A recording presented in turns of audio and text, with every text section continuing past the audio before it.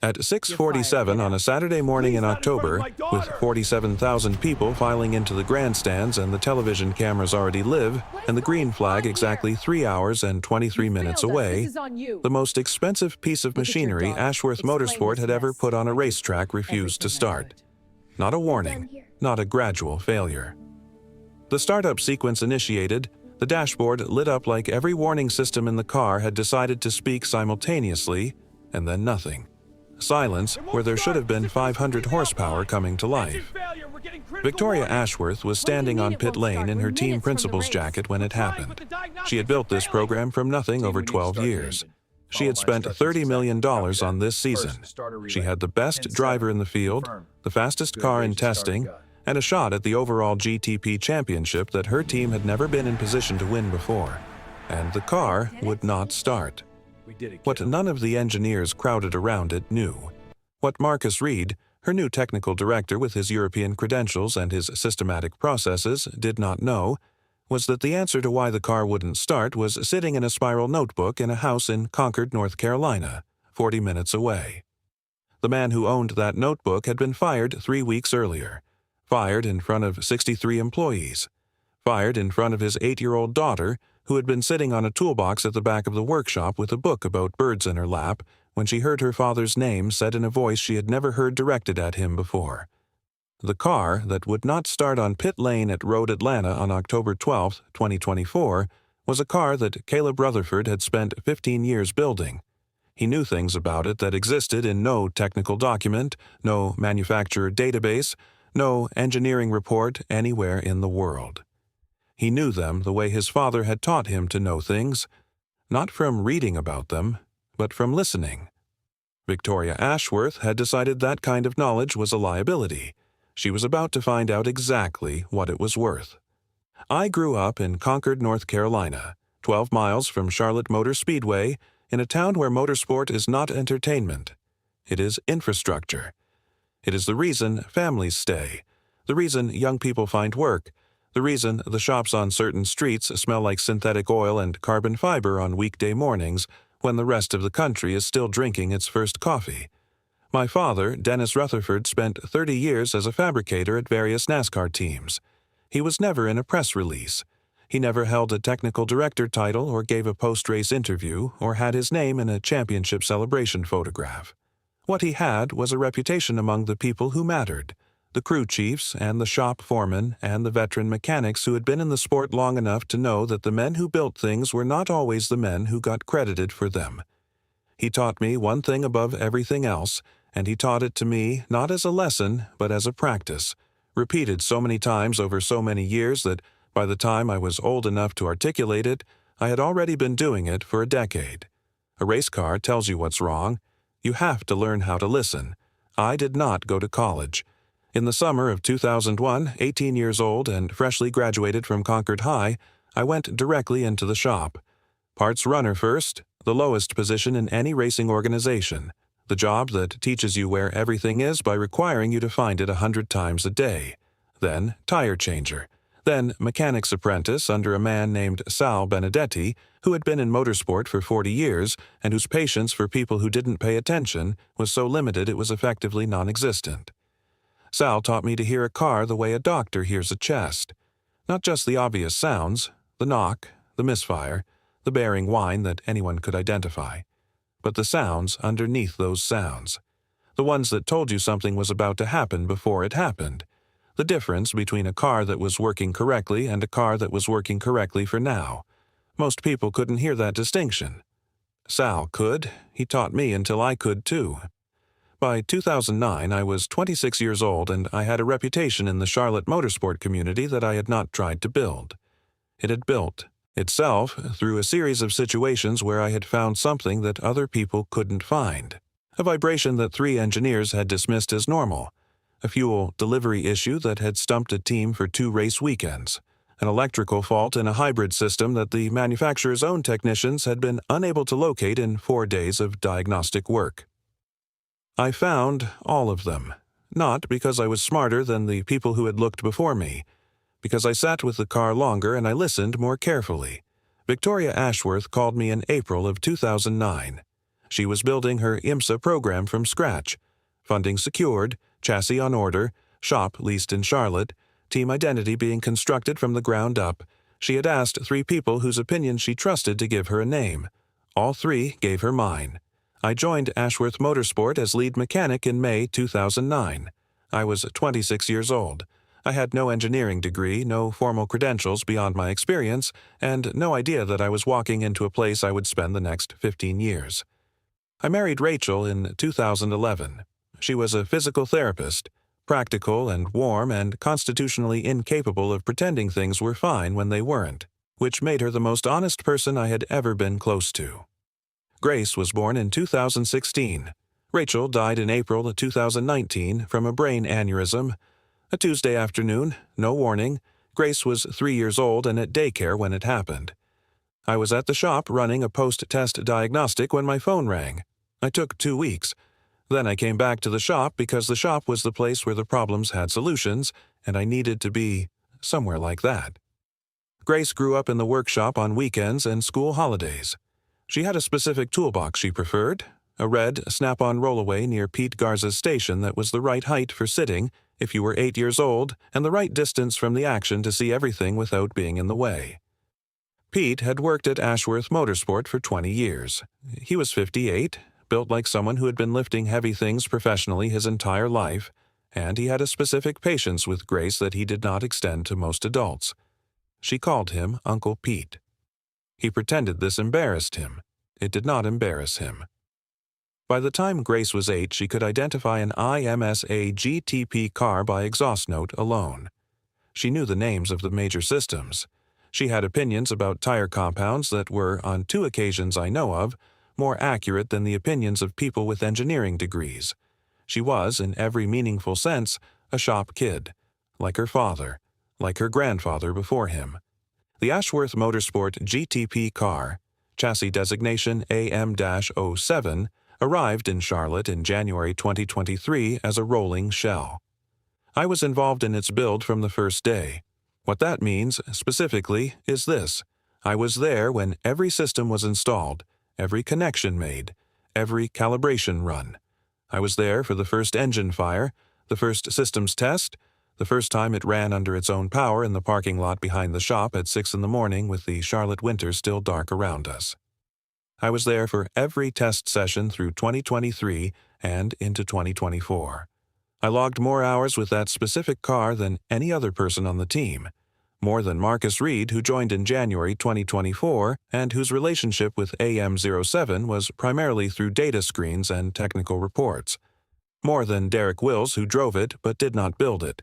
More than Victoria herself, who oversaw everything but carried the 1,000 other concerns of running a $30 million racing program.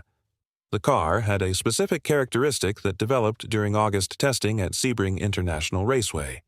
In cool, ambient temperatures, below 55 degrees Fahrenheit, combined with a specific state of charge in the hybrid battery pack after a cold soak period, the ERS control unit would enter a protective fault mode during the startup sequence. The fault code it generated was a generic ERS communication error, the kind of catch-all code that the diagnostic software threw when it couldn't identify something more specific. It wasn't a communication error. What it actually was, and I worked this out over 3 test sessions and approximately 16 hours of sitting with the car in conditions that most people had gone inside to avoid, was a timing conflict in the startup command sequence. The ERS control unit and the engine management system were sending initialization signals in a sequence that, under those specific thermal conditions, created a 300 millisecond overlap that neither system could resolve. The result was a protective shutdown that looked from the outside like a battery management fault. It wasn't. I developed a manual override procedure, a specific sequence of 6 steps performed in a precise order using the dash-mounted system controls that cleared the fault and allowed normal startup. It took approximately 11 minutes when done correctly. I had used it twice in testing. Both times the car started normally and ran without issues for the remainder of the session. I documented the procedure in my personal notebook. Not the team's official technical database, my own notebook, a wire-bound thing I had carried in my jacket pocket since 2015 and which contained 15 years of observations, adjustments, and findings that I had always intended to formalize and submit to the appropriate documentation systems when I had time. I had not gotten to it yet when September 17th happened. When I was fired, the notebook left with me. I didn't think about it as a decision. I thought about it the way you think about your keys. It was mine. I took it.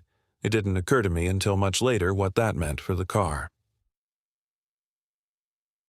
Victoria Ashworth is not a simple person, and I want to be accurate about her because inaccuracy would be unfair to what actually happened between us. She built Ashworth Motorsport over 12 years from a funded idea into a legitimate GTP championship contender. She did this through genuine business intelligence, a capacity for sustained effort that I have rarely seen matched, and a willingness to make hard decisions that most people in her position would have postponed or delegated. She was demanding in ways that produced results. She cared about the program in ways that went beyond the financial. She wanted to win because she had built this thing and she wanted it to be the best version of itself. Her blind spot was specific. She believed that institutional knowledge should live in institutional systems. She believed that any critical understanding existing only in one person's head was a structural vulnerability, a single point of failure that responsible management should eliminate. She used that exact phrase in team meetings. Single point of failure. She had said it about other people before she said it about me. In principle, she was not wrong. In practice, she had never fully reckoned with something that Sal Benedetti had told me 20 years earlier, and that I had spent 20 years confirming. Some knowledge cannot be fully transferred into a database without losing the thing that makes it valuable. The understanding that comes from 15 years of intimate contact with a specific machine, the way it sounds on a cold morning versus a warm one, the way it behaves when it is about to do something unexpected, the 300 millisecond timing conflict that nobody else had sat still long enough to find. That knowledge lives in a person. You can describe it. You cannot fully transfer it. Marcus Reed joined as technical director in January 2024, 39 years old, credentialed from a European Le Mans team, systematic and precise and genuinely talented in ways that were real and that I acknowledged then and acknowledge now. He was also a man who believed that undocumented processes were by definition unprofessional, and who had no framework for understanding how someone without a formal engineering background could know things that his processes hadn't captured. He began filing concerns about my working methods with Victoria in February. By March, they were formal recommendations. By August, they were a personnel action plan with my name on it. On September 17, 2024, Victoria called a full workshop meeting at 8 a.m. All 63 team members present. I arrived that morning with Grace. Her school was closed for a teacher development day, and she had been to the shop enough times that her presence required no explanation and caused no disruption. She set herself up on her toolbox with a library book about North American birds she'd been working through for 3 weeks, systematic about it the way she was systematic about most things, and I went to my station. Victoria stood at the front of the workshop. She outlined a restructuring of the Technical Operations Division. She described the new reporting structure in the language of organizational efficiency. And then she said my name and the word redundant in the same sentence in front of 63 people in a room where my 8-year-old daughter was sitting on a toolbox with a book about birds in her lap. Grace looked up when she heard my name. She looked at Victoria first. Then she looked at me. I was looking at Victoria with the expression I had practiced my entire adult life for moments that required me not to show what I was feeling in a professional setting. Whatever I managed to put on my face in those seconds, it was not enough to tell Grace that everything was fine. She was 8 years old, not naive. She had her mother's ability to read a room completely and accurately. She closed the book. Pete Garza was standing 3 feet to my left. He did not move. He looked at the floor for a long moment. Then he looked at Grace. Then he looked back at the floor. I was given until end of day to clear my workspace. HR processed the termination paperwork in the conference room adjacent to the workshop. Pete sat with Grace in the waiting area outside and bought her a chocolate milk from the vending machine and said very little, because he understood that there was nothing useful to say, and he was not the kind of man who filled silence with noise just to fill it. I carried 2 boxes to my truck. Grace walked beside me carrying her bird book. I loaded the boxes in the bed. Then I crouched down to her level the way I always did when I had something real to tell her. She spoke before I could. "Are we going home now?" "Yes." She looked at the workshop entrance for a moment, then back at me.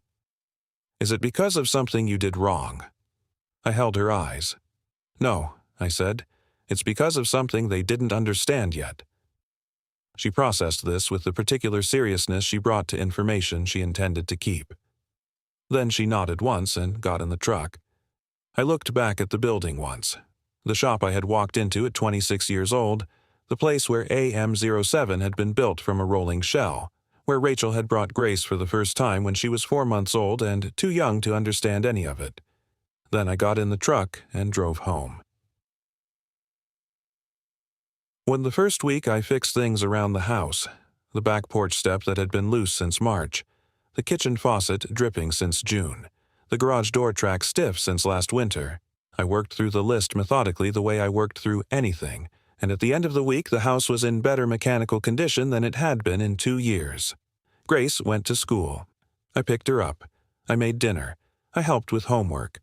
On Friday evening she showed me a drawing she had made during free period, the Ashworth Motorsport GTP car from memory, remarkably accurate, with the number 07 on the door and the midnight blue color rendered in the closest crayon available, which was navy. She had drawn it from the front 3/4 angle, the hardest angle, and she had gotten the proportion of the front splitter approximately right. I put it on the refrigerator without saying anything about it. My father Dennis called on the 4th day. He had heard through the Charlotte Motorsport grapevine. It moves fast, and it covers everything. He listened to my full account without interrupting. When I finished, there was a silence long enough to be intentional. Then he said, "The car knows." I asked what he meant. He said, "Cars know who built them. Give it time." I didn't know how to respond to that, so I said I would call him Sunday, and we ended the call. Pete called on the 5th day. He was careful about the line between his loyalty to me and his professional position. I respected that, and he knew I did. We talked for an hour about things that had nothing directly to do with Ashworth Motorsport and everything to do with it, the way conversations work when 2 people share a context they cannot stop thinking about even when they're talking about something else. The second week, I made calls. 3 teams in the Charlotte area had expressed interest through contacts before the end of the first week. The community is small enough that my availability became known before I had actively communicated it. I had conversations. I took notes. I was not panicking. I had options and I was assessing them methodically. What I was not doing, what I kept actively choosing not to do, was think about October 12th, about Road Atlanta, about the specific ambient temperature that Braselton, Georgia produced on October mornings, which I knew from 4 years of racing there because I had made a habit of noting actual conditions in my notebook because temperature affected the car's behavior in ways that mattered. About AM07's ERS system and the startup sequence procedure I had developed in August and documented in my notebook and had not yet formally submitted to the team's technical database. I kept not thinking about it. I had been terminated. The car was not my responsibility. Marcus Reed's engineering team would manage whatever came up. That was the structure Victoria had chosen. I kept telling myself that. Most of the time I almost believed it. The evening of October 10th, the night before qualifying at Road Atlanta, Pete texted me at 9:47 p.m. 2 words. Call me. I was at the kitchen table helping Grace finish a reading assignment. We had gotten behind because dinner ran long and because Grace had questions about the book that required actual answers. I looked at Pete's text. I put the phone face down. We finished the assignment. I helped Grace get ready for bed. I read to her for 20 minutes.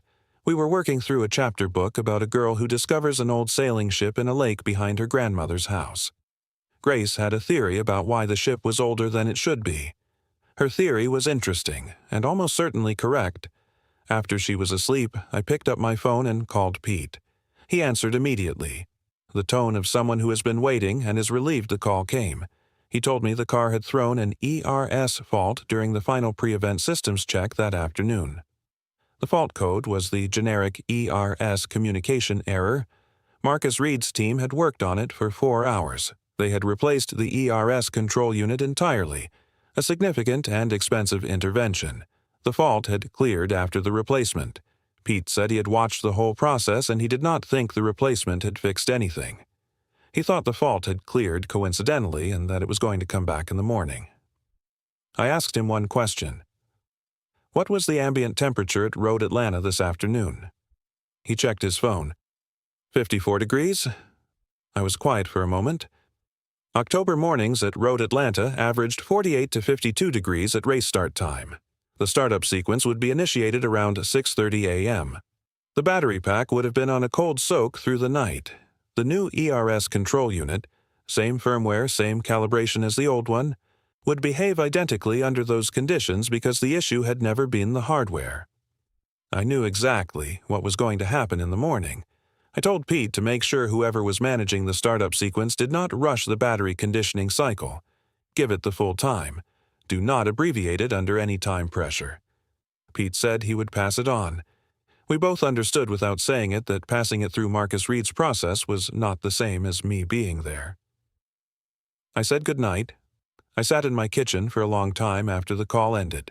The television was on in the living room. I had left the IMSA preview coverage running and forgotten to turn it off. Through the doorway, I could see the Road Atlanta track map on the screen. I could see the pit lane graphic. I could see, in the corner of the broadcast, the Ashworth Motorsport team color. I went to bed. I did not sleep particularly well. October 12th, 2024, Road Atlanta, Brazelton, Georgia. I was awake at 5.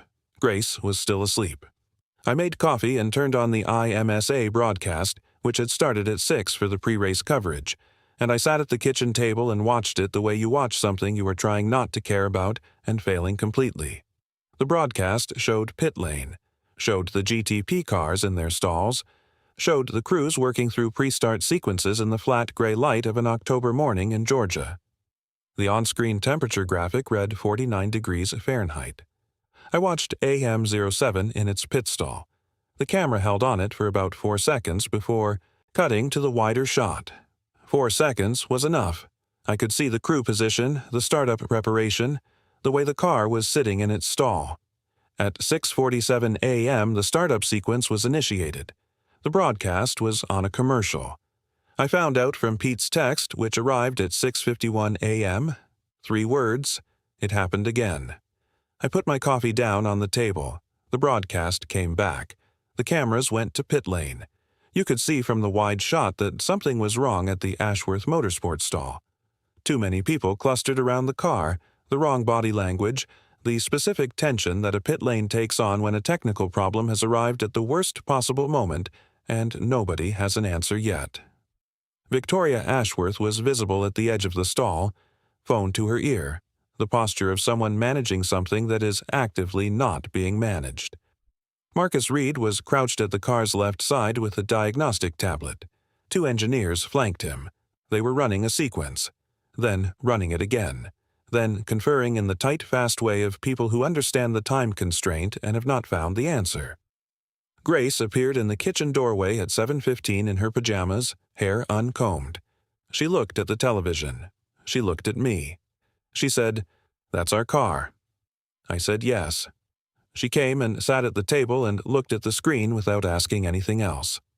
She understood enough from my face and from the broadcast and from 3 years of growing up in a racing environment to know what she was looking at. At 7:52 a.m., my phone rang. Pete. I picked up on the first ring. He said, "Caleb, it's the startup sequence. Marcus has been through everything twice.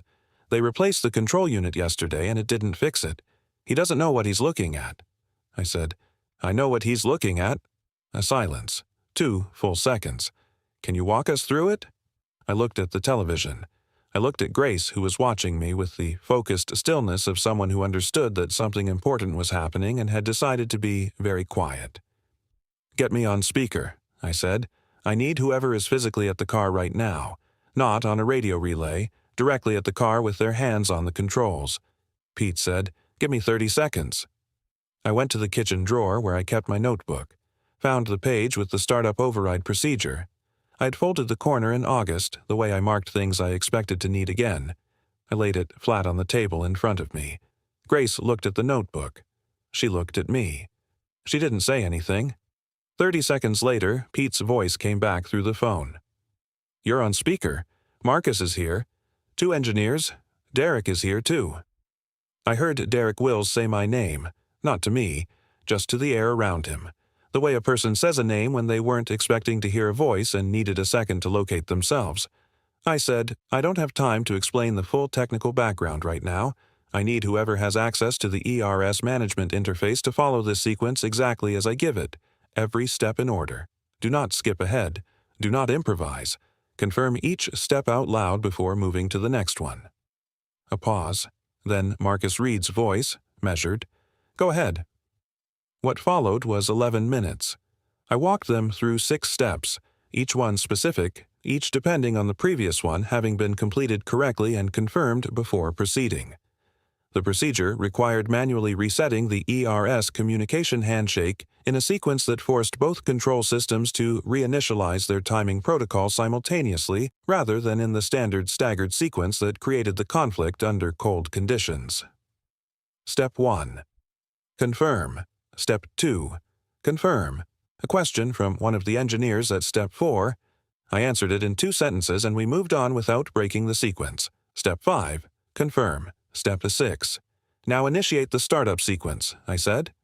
Silence on the line. 4 seconds. 5. AM-07's engine fired. I heard it through Pete's phone. The specific sound of a 500 horsepower GTP hybrid coming to life. The combustion engine catching and settling into its idle note while the ERS system cycled through its integration sequence alongside it.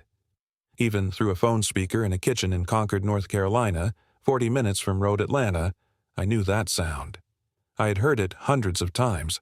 I had been there the first time it ever made it. I heard Pete exhale.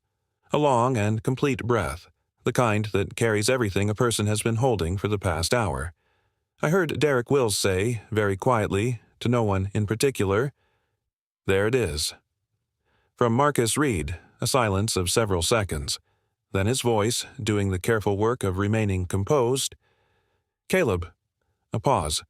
"I'm listening." 2 words. But from Marcus Reed, in that moment, they carried the weight of everything his personnel recommendations in February had not accounted for. Grace was looking at me across the kitchen table. She had heard the engine fire through the phone. She knew exactly what it meant. She said, "You fixed it." I said, "Pete and the crew fixed it. I just told them the sequence." She considered this with the evaluating expression that meant she was deciding whether she agreed with my framing. She apparently decided she did not. "Dad," she said, "you fixed it."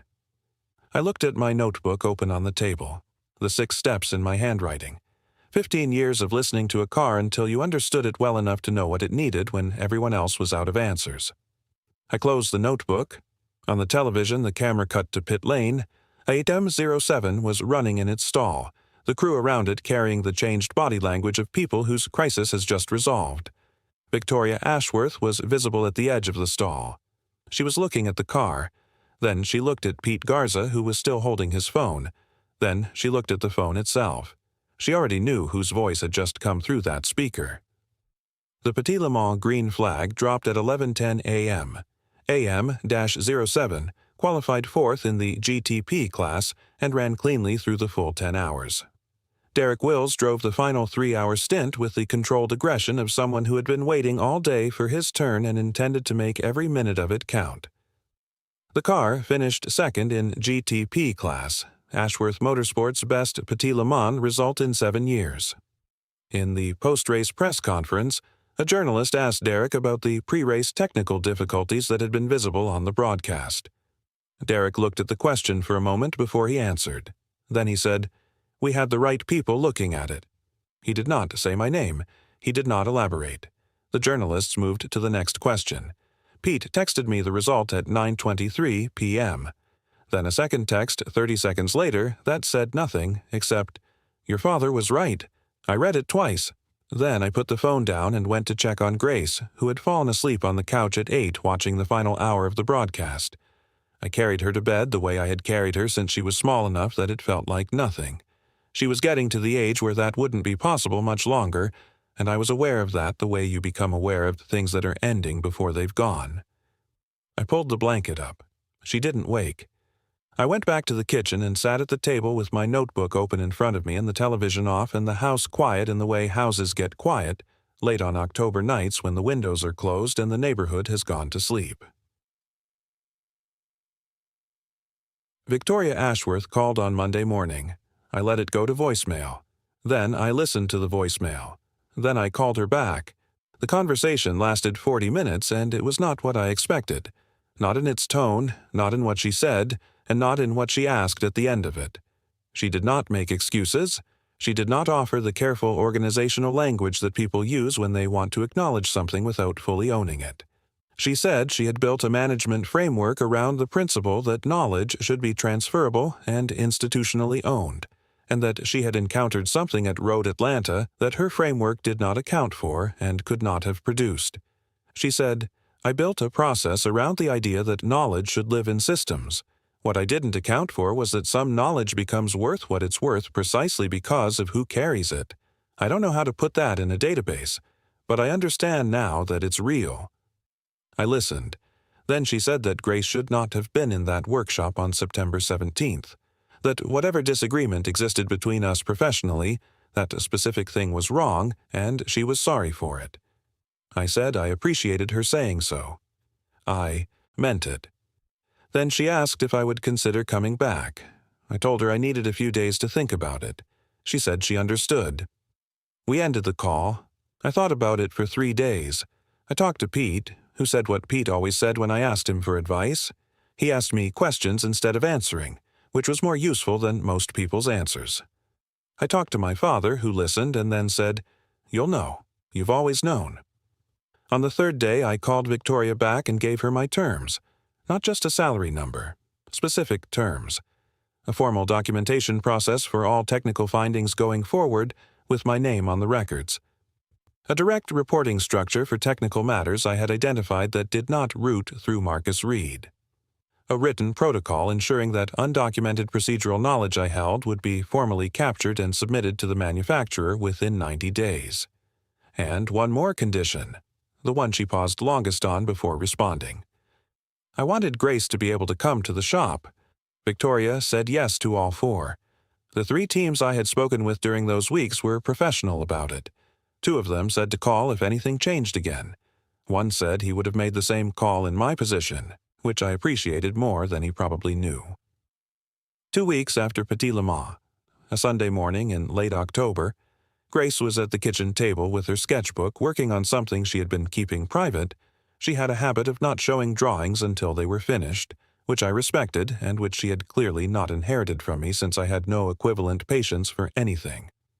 I was at the other end of the table with my father's old racing manual, a battered, spiral-bound technical reference from 1987 that he had checked out of the Concord Public Library and never returned. He had given it to me when I was 16, removed the library pocket from the inside cover himself so I would stop feeling guilty about it, and told me it was mine now. On the inside front cover, in my father's handwriting from sometime in the 1980s, the compact left-leaning print of a man who had spent decades writing notes in shop conditions where neatness was secondary to legibility. One line. "The car knows." Grace finished her drawing and slid it across the table to me without a word. It was the Ashworth Motorsport pit stall at Road Atlanta. A AIM 07 in position, crew clustered around it in the gray October morning light. In the foreground of the drawing, a figure holding a phone to his ear, and in the upper corner of the drawing, connected to the main scene by wavy lines she had drawn in orange crayon, because she said that was the color a GTP engine sounded like when it finally started. A small figure at a kitchen table with a notebook open in front of him. She had drawn both scenes in the same picture. The car on pit lane and the man in the kitchen, connected by the sound traveling between them. I looked at it for a long time. Then I got up and put it on the refrigerator next to the navy blue drawing she had made in the first week, the one from memory, the front 3/4 view with the number 07 on the door, the one she had made when she didn't yet know how any of it was going to turn out. 2 drawings, same car, different moments. I sat back down at the table. Outside, the October light was doing the thing it does in North Carolina in the fall. Low and gold and patient, coming through the kitchen window at an angle that made the room look like something worth keeping exactly as it was. Grace had gone back to her sketchbook. The house was quiet. My father's manual was open on the table. My notebook was in my jacket pocket on the hook by the door, where it had been for 15 years and where it was going to stay. Some things you carry. Some things carry you. The car knew. My father had known it would.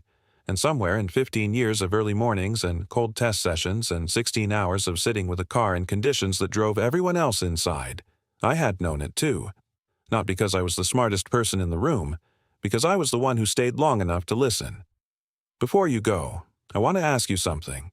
Have you ever watched someone decide what you were worth before you had the chance to show them? Most of us have. The question I keep coming back to is not about the person who dismissed you. It's about what you did with what you knew after they did. Tell me in the comments. I read every single one.